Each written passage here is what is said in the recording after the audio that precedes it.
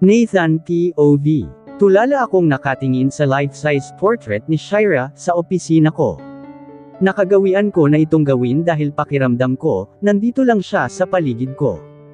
Hindi ko maipaliwanag ang kakaibang kaba na naramdaman ko noong isang araw. I was waiting for Jade at the mall, dahil nagpasama siya para iayos ang mga papeles nila ng anak niya sa embassy. Para kasing nakita ko si Shira.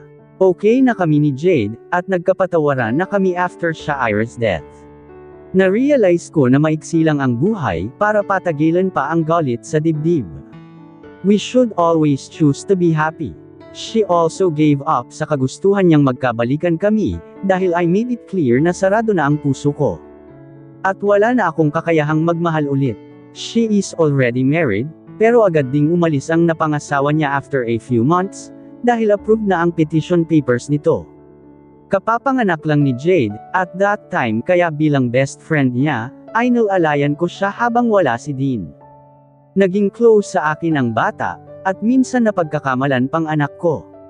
Wala naman akong pakialam sa iniisip ng iba, dahil ang importante naman ay maayos ang lagay ng mag-ina habang wala si Dean. Good morning, Escalantes. Bati ni Rickson pagpasok niya sa pinto, at kasunod na noon si Franco at Aljen. Nasaan si Kenneth? Tanong ko dahil sinarado na ni Aljen ang pinto. He can't come, bro. May importanteng hinahanap. Rickson answered. Ano naman hinahanap niya? Naguguluhang tanong ko, pero nagtawanan lang sila lahat. Mukhang naiwan na naman ako at hindi ako updated. Naghahanap ng aratiles. Napapailing na sabi ni Rickson. What is that? Tanong ko dahil hindi ko alam kung ano ba yon. Escalantes, aratiles lang hindi mo alam. Prutas yun. Maliliit ang bunga, kulay pula, litanya ni Aljen. Naglilihi si Valin at kagabi pa daw iniiyakan ang prutas na yon, kaya ayon kailangan niyang maghanap nun kung hindi, papangit ang anak niya. Franco said, habang umiiling. Buti nga siya ganun lang inabot eh. Si Thea, ayaw akong makita. Ang baho ko daw. Ilang beses na nga akong naliligo pero ang baho ko pa rin daw. Ayaw akong makita. Himutok nito. I remembered laughing my heart out nang marinig ko ang kwento na yun. Sa kotse nga daw siya natulog, dahil pag nasa loob daw siya ng bahay, naamoy pa rin daw siya ng asawa. Nakaramdam ako ng inggit. I just wish na napagdaanan ko din yun. Pero I don't know, parang malabo na talaga. Do you believe in ghosts? Natahimik sila lahat sa tanong ko. Ano, wag mo sabihing minumulto ka na ni Shira. Maingay na sabi ni Aljen. Mabuti na lang wala si Kenneth dito, kung hindi nakatikim na naman ng batok ito. Para kasing nakita ko siya noong isang araw sa mall. Hindi malinaw pero I know siya yun eh. Tapos kahapon nakita ko din siya, paakay ng taxi. Tinatawag ko nga pero hindi naman ako pinansin, kwento ko sa kanila. May multo bang sumasakay ng taxi? Be realistic bro, maaring kamukha lang ni Shira yun, pangungumbinsi naman ni Franco. Maybe, sagot ko na lang. Anyways, ano na ba ang status ng project natin? May itatayo kaming condominium sa metro, at kailangan namin ng isang architectural firm para dito. May mga nagpasa na ng sample ng works nila. Well, approval mo na lang ang kailangan, para matawagan natin sila for presentation. Inabot sa akin ni Rickson ang mga portfolio, at inisa-isa ko ang mga pinasa ng mga firm sa amin. I like this. Turo ko sa isang folder. Stand out siya sa lahat. Maganda ang concept nila, modern at chic. Hindi din masakit sa mata ang mga choices of colors. Tumayo si Franco sa katumango. My thoughts as well. Sila din ang napili ko. RCA at CO. Set up a meeting with them. Gusto ko silang makausap. Sabi ko at nag-agree naman silang lahat. Okay bro, tatawagan ko sila for schedule. Sagot naman ni Rickson. Bro, don't you think it's time to move on? I mean, it's been 4 years already, bakit hindi mo subukang magmahal ulit? Napatingin ako kay Franco, habang makatingin siya sa framed picture ni Shira na nasa mesa. Naka-move on na ako, bro. It's just that hindi ko na kasi kayang magmahal pa ulit. I don't know. I wanna try but wala talaga eh. I felt his hand on my shoulder. Don't worry bro. Masaya naman ako. I'm gonna be okay. I promise. I assured him. Tinapik niya ako sa balikat at saka ngumiti. Matapos ang meeting namin ay nagpaalam na sila. I continued my work para matapos agad, dahil gusto kong bumalik sa mall kung saan ko nakita si Shira, o ang kamukha niya.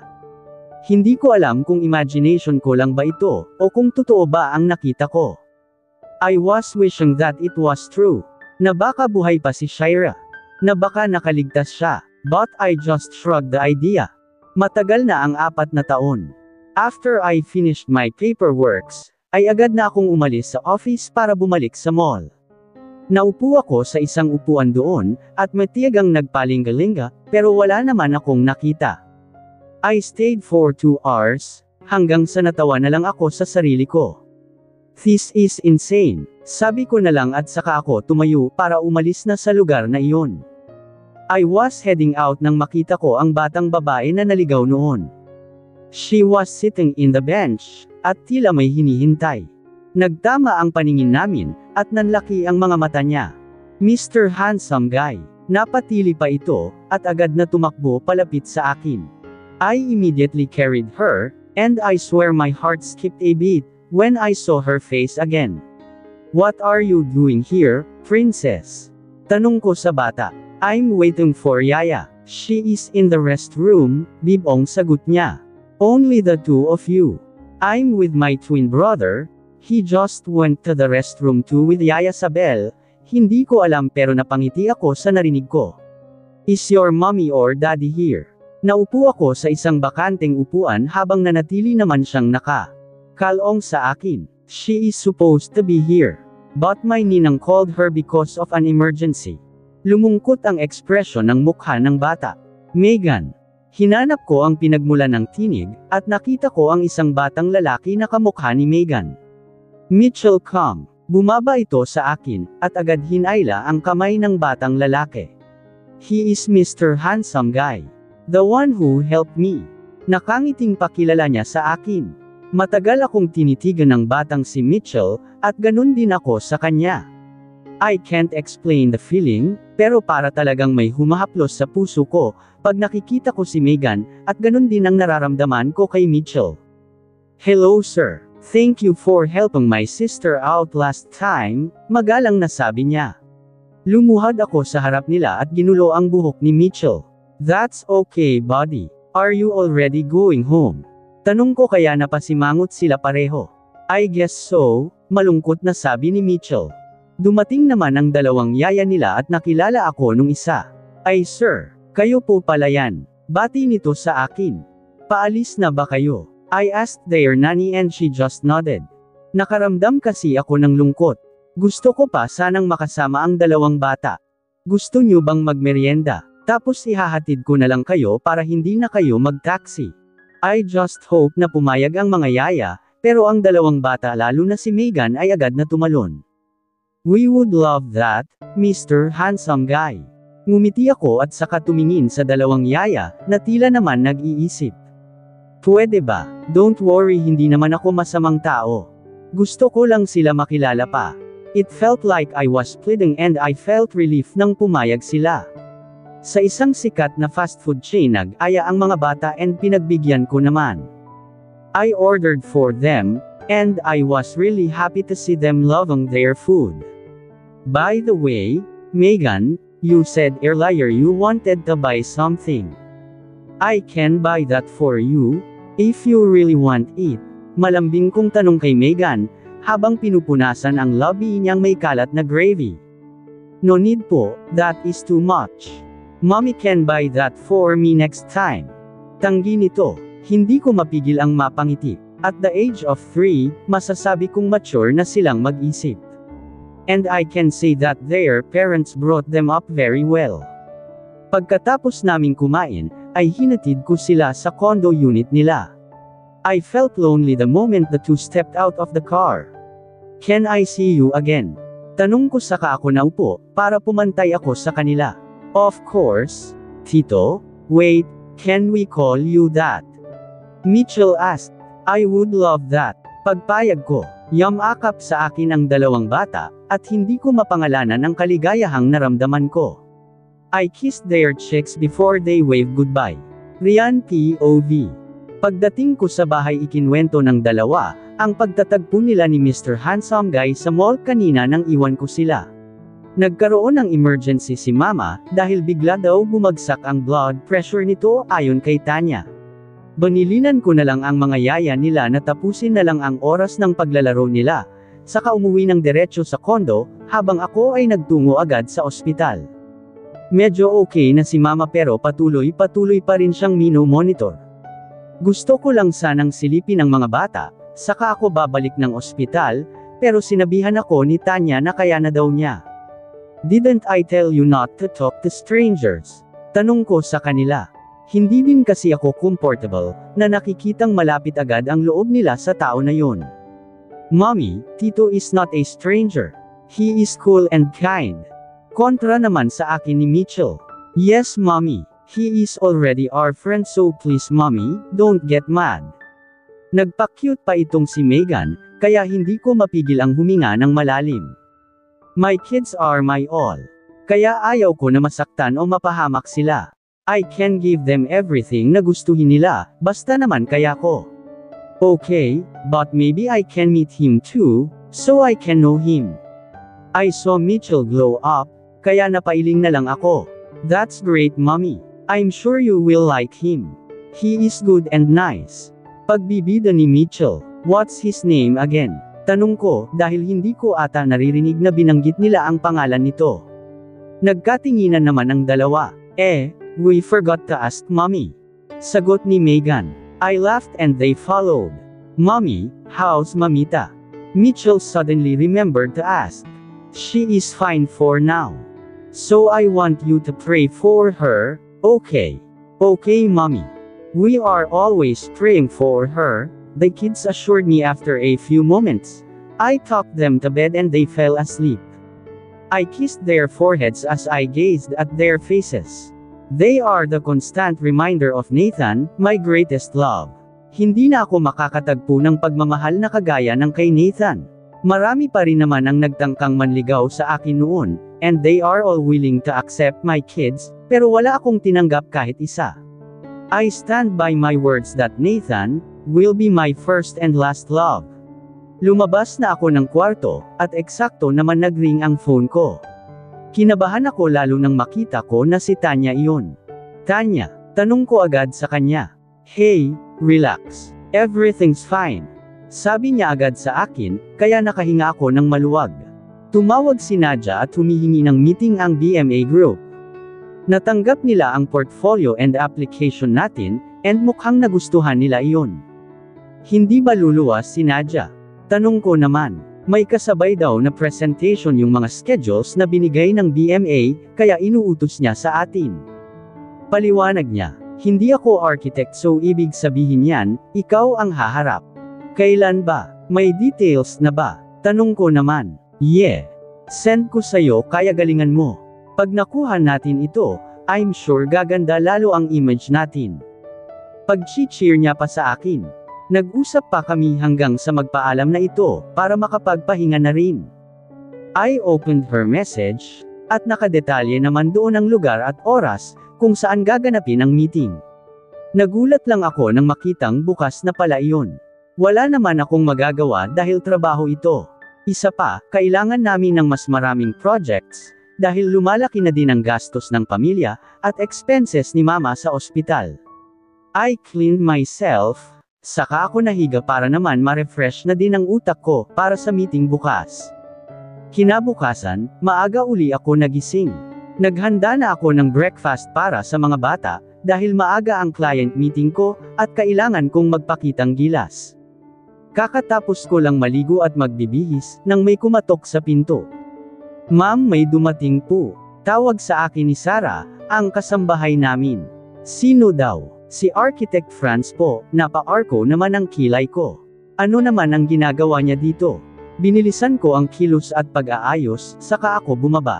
Tulog pa ang kambal at mukhang hindi ko na mahihintay pa ang paggising nila. Franz. Tawag ko sa senior architect namin. Nakaupo ito sa sofa at nagkakape, Rian. Masayang tawag nito sa akin. Lumapit agad ito at nakipagbeso. What are you doing here? Tanong ko. May meeting tayo with BMA, na-inform ka na ni Nadia, right? Yeah. Well, akala ko kasi ako lang ang pupunta, sagot ko naman. I volunteered na samahan ka. I almost rolled my eyes, at ito namang si Nadia, hindi ako sinabihan. Alam naman niyang ayaw ko na nalalapit ako kay Franz, dahil sa pangungulit nito sa akin. Agad na din kaming umalis, dahil ayaw kong malate sa appointment. Si Franz na ang nagdala ng mga gamit namin na kailangan para sa presentation. Sa kotse na ni Franz kami sumakay, dahil as usual, tinatamad akong mag-drive, at bilang bida-bida siya, might as well maging driver ko na siya for the day. Agad naman namin narating ang location ng meeting, at maaga kami ng 30 minutos. Isa itong restaurant at sa isang VIP room kami pinadiretso ng waiter. Inayos ko muna ang papeles at saka matigang naghintay sa mga boss ng BMA. Isa-isang nagdatingan ang mga kamiting namin. We introduced ourselves to them. Engineer David Torres, pakilala ng isa. Siya ang head engineer ng project na itatayo ng BMA, at nakita ko kung paano ito kakaibang tumingin. Napatikim tuloy si Franz, kaya lang naputol ang titig nito sa akin. Rian Alonzo, mixing pakilala ko. Engineer Ramon Hernandez. Kasamahan din po ako ni Enger Torres sa project, sinalubong ko ang mata nito, at ganun din ang nakita kong reaksyon. May hinihintay pa po ba tayo? Tanong ko para naman makapagsimula na kami. As if on cue bumukas ang pinto, at sa sobrang gulat ko napahawak ako sa upuan, dahil pakiramdam ko malalaglag ako sa silya. Nandito na sila. Enger Torres announced. Pinilit kong maging kalmado. Isa lang ang naisip ko. Kailangan magpanggap ako na hindi ko kakilala ang mga bagong dating. Kailangan ko lang maitawid ang meeting na ito, pagkatapos ay bahala na. We all stood up para I acknowledge ang mga bagong dating. Holy! Napamura si Franco nang makita ako, habang si Aljan naman ay napanganga. Kumunot ang noo ko sa kanila. Is there a problem, sir? Tanong ko sa kanila. Kailangan kong magdrama, dahil kung hindi ngayon palang gulo na. Sir, this is Franz de la Cruz and Rian Alonzo. Galing po sila sa RCA at CO, pakilala sa amin ni Enger Torres. Nagkatinginan ng dalawa, hanggang sa nakita ko si Franco na may ibinulong kay Aljan. Are we going to start, sir? Tanong ko ulit at tumango naman si Franco, saka naupo paarap sa amin. Nagsimula na kaming mag-present ni Franz, and aside from their soothing looks, ay nakita ko naman na nagustuhan nila ang presentation. What do you think? Tanong ni Aljan kay Franco and he just nodded. Maganda and I personally liked it. He looked at me but I just stared at him, na parang ngayon ko lang siya nakita. Kailan kayo available for contract signing? He added. Anytime po, sir. Franz answered. Tumayo na ako at inilahad ang kamay ko sa kanila. Thank you for the opportunity, sir. Medyo nag-alinlangan naman silang tanggapin iyon, pero kinuha din nila sa huli at nakipagkamay. Biglang bumukas ang pinto at iniluwan noon ang huling taong nanaisin kong makita. Si Natha Escalantes. I pretended not to notice him, at nagsimula akong iayos ang mga gamit namin. Pinigilan kong manggatag ang mga kamay ko, at nagtagumpay naman ako. By the way, Ms. Alonzo, I would like you to meet the owner of BMA, Mr. Nathan Escalantes. Tinig yun ni Franco, kaya napatingin ako sa taong pinakilala niya. Pleasure to meet you, sir. Sabi ko saka ko inabot ang kamay ko sa kanya. Nabitin ito sa ere at hindi niya tinanggap, bagkus ay masama ang naging tingin niya sa akin. Tiningnan ko ang mga kamay ko, saka ko ibinaba ito at nagkibit balikat. I got my bag and headed for the door. We'll go ahead, sir. Just inform the office for the contract, magalang kong sabi sa kanila, at saka ako lumabas sa VIP room na iyon. Nakahinga naman ako na hindi ako sinundan ni Nathan.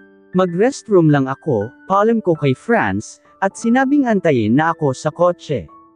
Napabuga ako ng hangin pagkapasok ko sa banyo. Ngayon ko nagawang huminga ng normal. Binasa ko ang kamay ko, at ganun na lang ang gulat ko nang biglang pumasok si Nathan, at I lock ang pinto. Sir, Pinagmukha kong nag-aalala ang mukha ko sa harapan niya, pero hindi niya ako pinansin. Diretso siyang naglakad at hinapit ako ng yakap. "How could you do this to me?" Bulong ni Nathan. "How could you do this to me?" Paulit-ulit niyang sambat sa akin. Nagpumiglas ako sa ginawa ni Nathan na pagyakap sa akin. "Sir, excuse me lang po. Ano bang nangyayari sa'yo?" Pilit kong tinanggal ang pagkakayakap niya sa akin, at nang makakuha ako ng tiyempo ay itinulak ko siya. "What's your problem, sir?" Inis na tanong ko dito, pero nanatili lang siyang nakatingin sa akin. "Ikaw, ano ang problema mo at kailangan mo akong gaguhin ng ganito?" Sigaw ni Nathan sa akin. "Teka lang, sir. Hindi ko po kayo naiintindihan. Anong gaguhin?" Pagmamaang-maangan ko. "Oh God, Shira."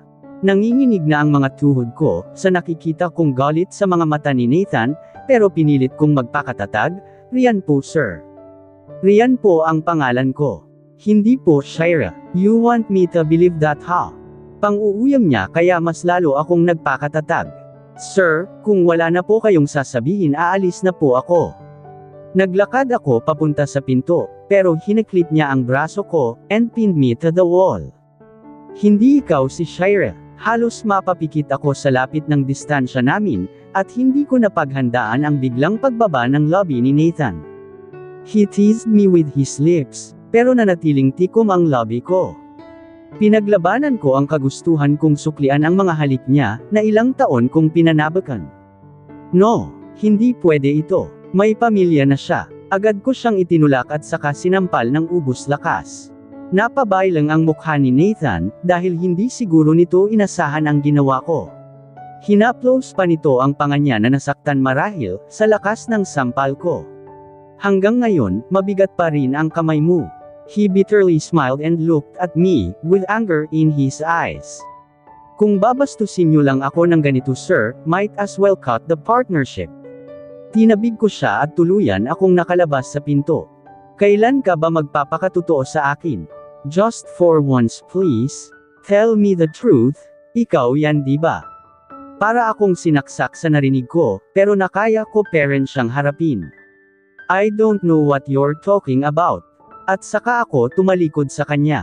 Naabutan ko pa sa labas ang dalawang kaibigan niya, na tila nagbabantay sa pinto. Assholes. Sinadya kong iparinig iyon sa kanila, saka ako naglakad palabas ng restaurant. Agad akong sumakay sa kotse, at habang pinapaandar ni Franz ang kotse, ay agad kong tinawagan si Nadia. Matagal bago niya ito sinagot dahil siguro nasa meeting ito. "Hindi natin tatanggapin ang project ng BMA, matigas na sabi ko kay Nadia pagkasagot niya ng tawag. "What? Why?" Akala ko sabi ni Franz okay naman ang presentation. Nagtataka namang tanong ni Nadia. "Si Nathan ang may-ari ng kumpanya." Napahilot ako sa sentido ko dahil pakiramdam ko sumakit talaga iyon. "What? Nagkita kayo? Anong nangyari?" Sunod-sunod na tanong niya. "Well, nagpanggap ako na hindi ko sila kilala. He even harassed me." Sumbong ko dito. "Bakit kasi hindi ka nalang umamin?" Narinig ko ang pagtawa nito, kaya naman nenes ako lalo. "Nadia, may kinalaman ka ba dito?" Nai-stress na ako sa babaeng ito sa totoo lang. "Wala ah. Una sa lahat hindi ako ang nagpasa ng application doon, kaya hindi ko alam yan." Tanggi niya. "Basta pag nagpa-schedule sila uli ng meeting or anything else, wala kayong tatanggapin. Sabihan mo sila dyan." Utos ko dito. Anong idadahilan ko? Harassment. Napapikit ako ng madiin, dahil lumiliit na ang mundo namin ni Nathan. "Okay, as you wish." Pagpayag ni Nadia. Kaya pala kamukhang kamukha niya ang kambal. Napalingon ako kay Franz, at doon ko na-realize na may kasama nga pala ako. Hindi naman lingid sa mga kasamahan ko na may anak ako. Ilang beses ko na din silang naisama sa opisina dati. Tama ako, di ba? Panipi. Tumango na lang ako, pero hindi na nagsalita, because I don't want to prolong the conversation anymore. Napaisip tuloy ako, paano kung mag-imbestiga sila? Makapangyarihan si Nathan, at nasisiguro ko na gagawa ng paraan iyon, para malaman ang totoo. He didn't believe me, kaya naman nangangamba ako that he'll dig deeper. Pagkarating ko ng kondo ay agad kong niyakap ang mga anak ko. Nakaramdam ako ng takot. Hindi ako papayag na mawala sila sa akin. Kahit mahal ko si Nathan, ay makikipagpatayan ako sa kanya, sa oras na tangkain niyang kuhain ang mga anak ko. Hinaplos ni Megan ang mukha ko, kaya nakaramdam ako ng kapanatagan. What's wrong, mommy? Nothing, baby. Na-miss lang kayo ni mommy. Pinigil kong maiyak sa harapan nila, dahil alam kong mag-aalala sila. Niyakap din ako ni Mitchell, at hindi ko na napigil ang maluha. We love you, mommy. Masaya ang tinig niya and it made my heart calm. Hapon na ako nakadalaw sa ospital, at pinili ko na wag nang ikwento ang nangyari kanina, dahil ayaw kong madagdagan ang iniisip ni mama. Hindi pa rin maganda ang lagay nito, lalo pa at hindi stable ang blood pressure niya. I advise you to temporarily stop the chemo sessions, habang ganyan ang kondisyon niya, her oncologist said, nang dumaan ako kanina sa office nito dito sa ospital. Is she okay, doc? Tanong ko dito. She's getting weaker, and I'm afraid, baka hindi na kayanin ng katawan niya ang ilan pang sessions ng chemo. May problema na din sa kidneys niya, and that is one of the reasons kung bakit siya unstable. Mahabang paliwanag ng doktor. Wala na po ba tayong magagawa? To tell you honestly, as I've said before, terminal stage na ang case ng mama mo. Chemotherapy is not really a cure itself. Pinapahabol lang natin ang buhay niya, but it doesn't mean na mawawala ang cancer. He explained. Ano po ang magandang gawin, Doc? Well, we can give her medications for the pain. Make her life comfortable, habang nandito pa siya, and of course prepare for the worst case scenario. Hindi pa kami handa sa ganito. Oo, pinalaki kaming palaban at matapang ni mama, pero ang mawala siya. Iyon yata ang hindi namin kakayaning tanggapin ng madali sa aming puso. Mama, you want to eat? Malambing kong tanong kay mama, pero nanatili lang itong nakapikit. Hinawakan ko ang kamay nito, habang pigil naman ang iyak ni Tanya. Tinawagan ko si Nadia at si Hazel, at sinabi ang kondisyon ni mama. Mamaya lang ay nandito na ang mga iyon. Sinabi ko na dam ito na sila, para kahit papano ay maramdaman ni mama ang presensya namin. Mama, nami-miss ka na ng kambal. Magpalakas ka na po, kasi nainip na si Megan sa kondo. Gusto na niyang umuwi sa Batangas. Pinahid ko ang luha na naglalandet sa pisngi ko, saka ko hinalikan ang kamay ni mama. Narinig ko ang pagbukas ng pinto, at agad na lumapit si Nadia at Hazel. Hinayaan ko muna silang malapitan si mama, saka ako lumapit kay Tanya at niyakap ito. Kailangan namin patatagin ang sarili namin, ano't anuman ang mangyari kay mama. Kinagabihan ay nagising naman na si mama. Sinabi niya na okay na ang pakiramdam niya, kaya kahit papano ay nabawasan ang pangamba ko. Pero hindi pa rin kami dapat maging kampante. Nagpresente si Hazel at si Nadia, na sila muna ang bahala kay mama, kaya uuwi muna kami ni Tanya sa kondo. Habang bumibiyahe ay naikwento ko kay Tanya ang nangyari. So ano, paninindigan mo na lang yung strategy mo na yan. Tinutukoy nito ang pagpapanggap ko na hindi ko kakilala si Nathan. Wala na akong choice, Tanya.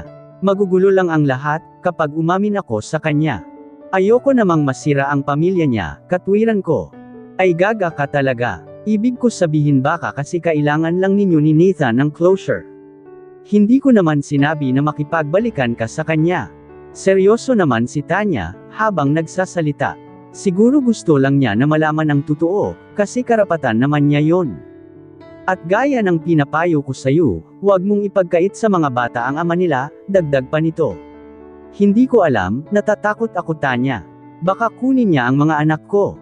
Hey, nakalimutan mo na ba na nandito pa rin kami? Hindi natin hahayaan na mangyari yun. Kapag ginawa niya yun, pati kaming tatalo makakalaban na niya. Hinawakan nito ang kamay ko. Hindi naman siguro gagawin ni Nathan yun. Oo, magagalit siya sa una, pero maiintindihan ka naman siguro niya. Pagpapalakas niya ng loob ko. Pag-iisipan ko, malkiling sagot ko at tumango naman siya. Pagdating ko ng kondo ay agad kong inasikaso ang mga anak ko.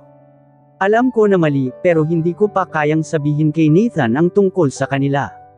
May pamilya na siya, at alam ko na hindi matatanggap ni Jade ang existence ng dalawang bata. Ayokong pagsimulan kami ng gulo sa pagsasama nila. Babae rin ako at kahit naman sino, masasaktan pag nalaman mo na may anak sa ibang babae ang asawa nila, kaya mas mainam na ang ganito. Hanggat kaya kung magtago gagawin ko. Agad kong sinabihan ang mga tauhan ko sa Batangas, na huwag magbibigay ng kahit anong impormasyon tungkol sa akin, at sa mga kaibigan ko sakaling may magtanong. Nasa po ko ang ulo ko sa stress na nararamdaman ko. Sana talaga hindi na kami magkita ulit. Baka hindi ko nakayanin at bumigay na ako. Nathan POV. I kept on dialing my dad's number, pero hindi pa rin ito makontak. After that incident, hindi na halos umuwi si daddy sa Pilipinas. Palagi itong nasa abroad, at hindi namin alam kung saang mga lugar ito naglalagi. Kailangan ko siyang makausap agad. I need to confirm kung talaga bang nasawi si Shira ng araw na sumabog ang yachting sinasakyan nito. Kailangan ko siyang makausap, dahil for sure I'll get crazy sa oras na hindi ko malaman ang totoo. Jeric already traced the RCA at CO, and its office is found in Batangas. Architectural firm ito, at ang may-ari ay si Rian Alonzo. 3 years na ito buhat ng itayo, and is gaining a lot of clients dahil sa mahusay na trabaho. Bro, hindi naman imposible na may kamukha si Shira. Malay mo naman kamukha lang talaga niya. Franco said, but I just shook my head. I know my girl bro. From head to foot, kaya hindi niya ako mapapaniwala sa mga kasinungalingan niya. Baka nagka-amnesia. Hindi ba sumabog ang yate na pinagdalhan sa kanya ng uncle mong baliw? Paano kung nakaligtas naman pala siya? Kaya lang nagka-amnesia. Napatingin ako kay Aljan. Wow! For the first time, may sinabi ito na may sense. That's possible bro, sagot ko sa kanya. Nagring ang phone ko at si Jeric yun. Baka may resulta na ang investigasyon niya. I turned it into loudspeaker, para madinig ng dalawa. Din bro. Update Jeric. Wala na akong ibang nakuha, bro. Aside from their boss name, wala nang masabi ang mga empleyado niya. Mas madalas daw kasi yung architect Franz ang nasa opisina. Hindi daw kasi masyadong hands-on, at palaging out of the country. Yun lang. Wala nang iba. Tanong ko dahil wala naman akong mapapakinabangan sa mga nakuha niya. Yes bro. But don't worry. I'll stay here for a while. Baka may makuha pa ako. He knows I'm not satisfied. Thanks bro. Alam kong maaasahan kita. No worries bro. Pinatay ko ang phone, sa kapagod na sumandal sa upuan ng swivel chair ko. Naalala ko noon ang ginawa ni Jeric, sa investigation tungkol kay Shira. Sana noon pa pinaalam ko na sa kanya ang tungkol sa bagay na iyon.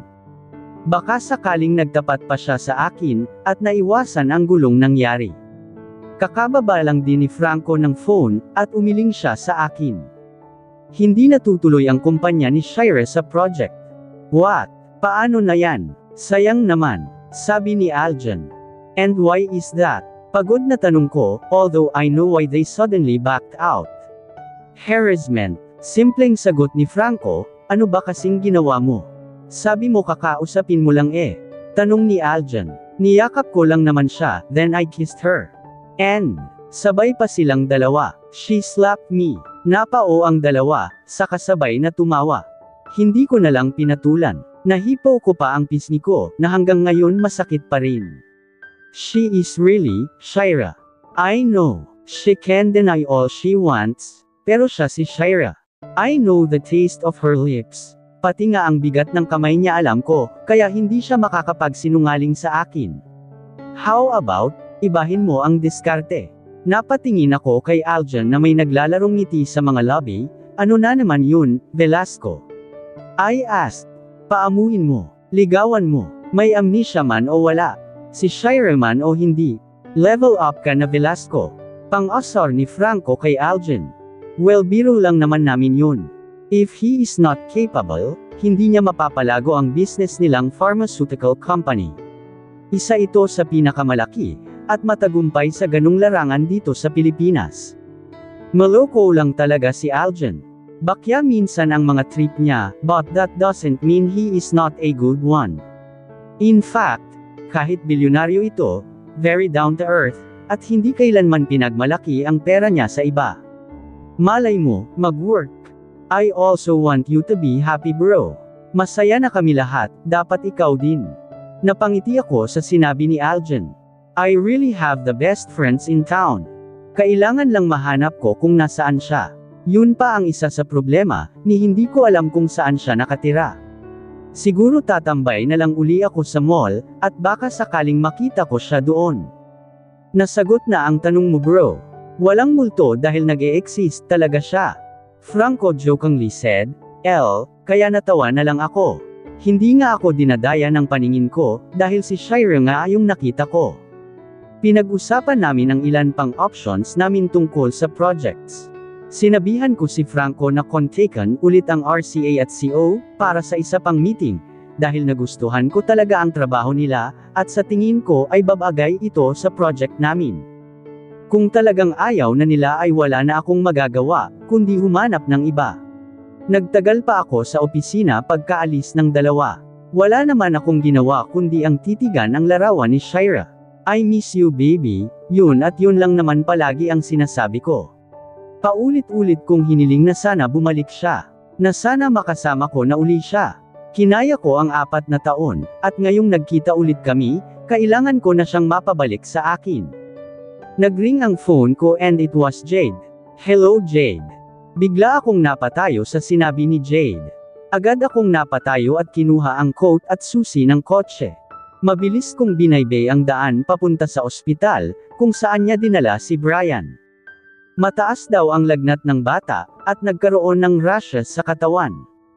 Pagka-park pa lang ng kotse, ay dumiretso na ako sa kwarto kung saan dinala si Brian. Nakaswero na ito at natutulog. Mugto ang mata ng bata, at maraming mapupulang pantal sa kamay at braso. How is he? Tanong ko kay Jade, na nakaupo sa tabi ng bata. Dengue fever. Malungkot at nag-aalala na sabi ni Jade. Nilapitan ko si Jade at hinawakan ang balikat nito. He will be fine. Don't worry, pagpapalakas ng loob ko kay Jade. Kahit noon pa takot kasi ito sa hospital. Siguro unti-unti na lang niyang na-overcome, lalo ngayon at may anak na siya. Kumain ka na ba? Tanong ko dito pero umiling lang siya wala akong gana, mahinang sabi niya, habang hinihipo ang kamay ng anak niya. You need to eat. Ano dalawa kayo ni Brian na babantayan ko dito? May katigasan din ang ulo ni Jade, pero alam niyang hindi yun uubra sa akin. Okay, sagot na lang niya, I'll be back. Halam ko dito, saka ako lumabas ng kwarto para bumili ng makakain namin. Kailangan ko siyang samahan dito sa ospital, dahil hindi naman din ako mapapanatag kapag umuwi ako. Lumabas ako ng ospital para humanap ng mabibilan ng pagkain. Karaniwan fast food ang nasa labas, kaya naman nag-decide ako na mag-order na lang sa restaurant, na madalas kong kainan noon. I was about to enter the elevator, nang mahadjap ng mata ko ang isang pamilyar na mukha. It is Nadia, ang kaibigan ni Shira. Lumabas ako ng elevator, bago ito magsara at nagkubli muna ako sa isang tabi. Galing ito sa labas, at mukhang may binili. Luckily she used the stairs, kaya naisip ko na sundan siya. Nasa first floor lang ang pinuntahan niyang kwarto, at nang sumara ang pinto ay agad kong binasa ang nakasulat na pangalan ng pasyente. Annabel Alarcon. Siya ba yung kumausap sa akin dati, at nagpakilalang adoptive mother ni Shira? Tinandaan ko ang room number, at saka ako sumakay sa elevator na nandoon, para bumalik sa kwarto ni Brian. My heart is beating fast. Nandoon kaya si Shira sa loob? Hindi ako mapakali at pinigilan ko ang sarili na pumunta doon. Kailangan ko munang magtanong at mag-imbestiga, bago ako kumilos. Mag-order na lang ako ng pagkain. Puro fast food ang nasa labas. I started ordering food pero ang isip ko, nasa kay Shira, at sa nanay niyang nandito din sa ospital na ito. Dito na ako nagpalipas ng gabi, at nang sumapit ang umaga, ay agad akong bumangon sa pagkakahiga ko sa sofa. Tulog pa ang mag-ina, kaya naman dahan-dahan akong lumabas, pagkatapos kong maghilamos at magsipilyo. Pinuntahan ko ang kwarto kung saan nandoon ang mama ni Shira. Kumatok muna ako, hanggang sa marinig ko ang pag-ikot ng seradura. Pero nagulat, ako kasi ibang tao ang inabutan ko doon. Magandang umaga po. Bati ko sa babaeng nagbukas ng pinto, magandang umaga din po, ano po ang kailangan nila? Magalang naman na sagot ng babae. Ayong nasa loob po. Si Ma'am Annabel. Pwede ko po ba siyang makita? Annabel. Hindi po Annabel ang pangalan ng nasa loob. Daddy ko po ang nakakonfine dito, sagot niya kaya napakunot ako ng NOO. Sinilip ko pa ang nakahiga sa loob, at nakita ko na lalaki nga ito. Sorry po, kagabi kasi iba ang nandito. Tanong ko dahil sigurado ako sa nakita ko. Hindi ko po alam, kasi kaninang madaling araw lang po kami pumasok dito. Bakante naman po yung kwarto, kaya ito ang binigay sa amin. Gumuho bigla ang pag-asa ko na makita uli si Shira. At dito na po nagtatapos, ang ika-13 kabanata ng ating kwento, at sanay muli niyo po akong samahan, sa mga susunod pang kabanata. Maraming salamat po, ingat po tayong lahat.